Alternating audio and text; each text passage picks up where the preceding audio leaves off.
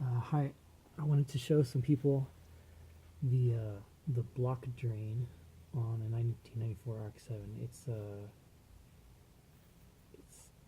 that guy right there. Kind of hard to see.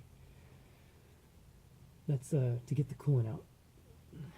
And so I've got the radiator already drained with the drain plug off. I'm going to put that drain plug back on because I don't want the coolant to spray out too quickly. I've also got the filler cap on top of the engine on. Again, I don't want this coolant to spray out quickly because there turns out to be a whole lot of it. You want a big catch pan because it doesn't have a good path when it drains, and I'm not sure how I'm going to show this and hold the camera, but we'll give it a shot. It's a 14 millimeter socket.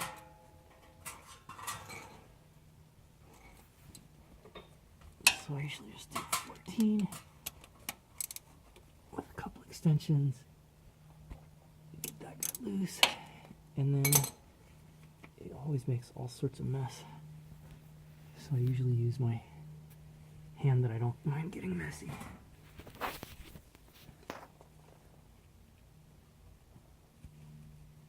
Hope I got it loose enough.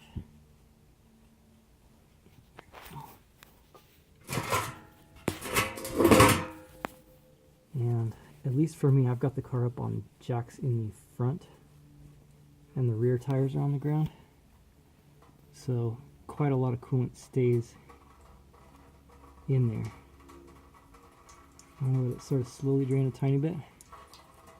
But then when you pop this, when you get this thing all the way out, it's got a lot of pressure. There's a surprising amount of coolant in there.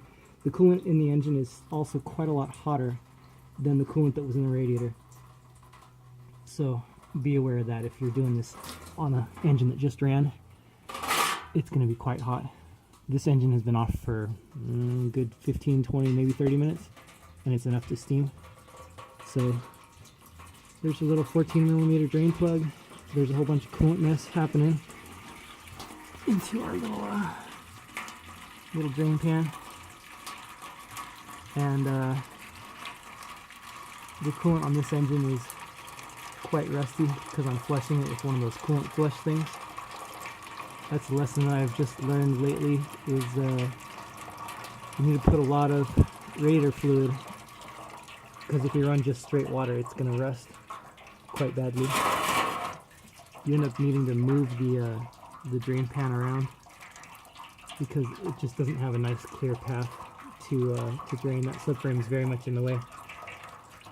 If anybody's got a better solution to catching this, or if there's some sort of valve you can put on, like those nice little oil catch valves, if anybody's got a better solution for that, I'm super interested to hear that. But yeah, make sure you got a decent sized drain pan. It'll drop quite a lot of coolant out of there, especially if you have the car up raised up in the front.